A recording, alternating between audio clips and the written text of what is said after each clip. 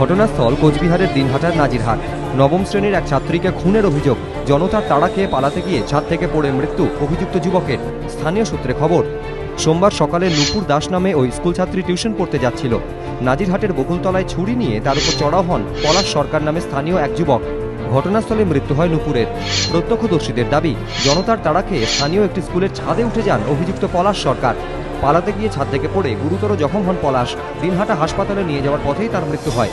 নূপুরের পরিবারের দাবি, প্রেমের প্রস্তাব প্রত্যাখ্যান করায় এই ঘটনা। তাদের অভিযোগ, মাঝে মধ্যেই নূপুরকে উত্ত্যক্ত করতে পলাশ।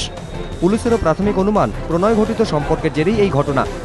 রিলেশন প্রেম ঘটিত কোনো ব্যাপার ছিল না, তো ওই পড়ার পরে আর কি বেশ ইনজিওর্ড হয়। কেস স্টার্ট হয়েছে, মার্ডার কেস, এটাই ঘটনা। এফআইআর হয়েছে, এখন তদন্ত করা হবে কী কারণ ছিল ওটা।